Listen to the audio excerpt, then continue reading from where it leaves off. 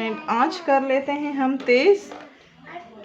अब इसी को 10 से 15 मिनट तक हमें पकाना है ताकि हमारा जो है चिकन भी गल जाए एंड जो ये है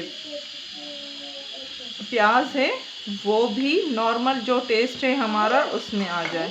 तो 10-15 मिनट के लिए इसी को पकाएं एंड हमारा पानी भी कम हो जाए। कढ़ाई हमें बनानी है कोरमा टाइप की, तो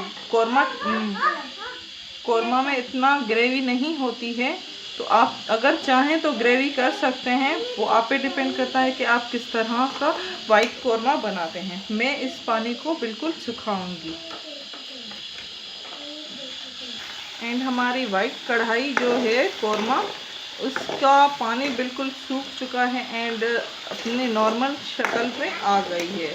अब आंच को कर लेते हैं बंद एंड देखिए कितनी मज़ेदार सी हमारा वाइट कोरमा तैयार हो गया है। तो प्लीज़ हमारी वीडियोस को लाइक करना मत भूलिएगा। लाइक करें, शेयर करें एंड सब्सक्राइब करें। Thank you.